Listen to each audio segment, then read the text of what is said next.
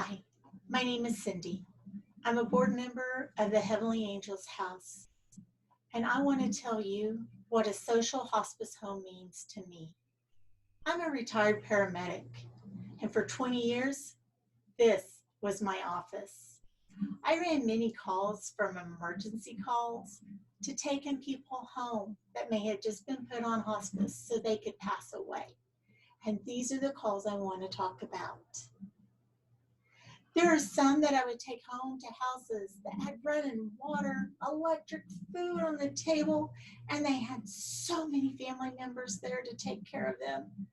Sometimes I'd have to ask them to please leave the room so I could get through to get their loved ones into the bed.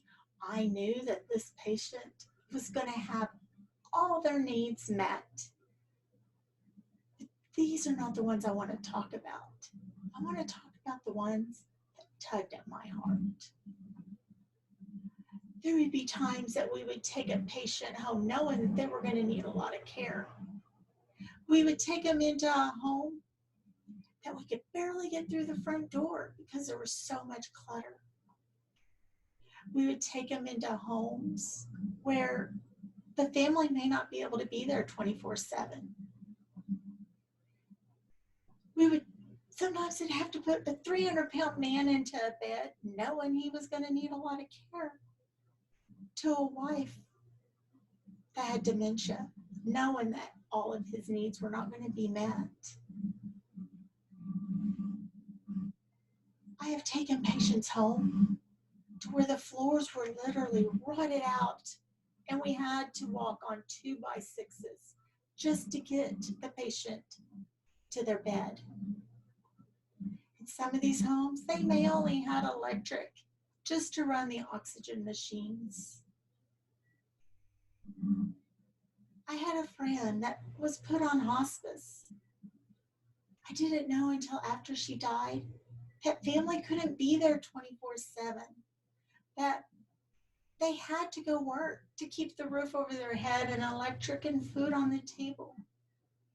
So she would lay there in bed in pain with no one to give her her meds, no one to clean her up while the family was gone at work.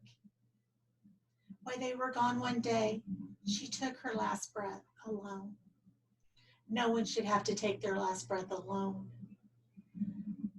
So, who is eligible for a social hospice home?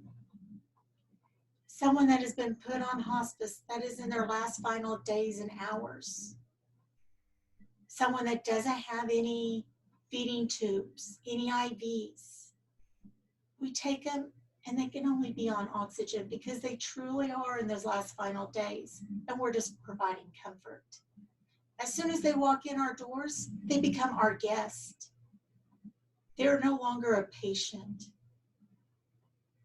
The family is able now to come and love on them, be their family member, not their caretaker. We'll provide that 24/7 care with trained staff so family can be family again.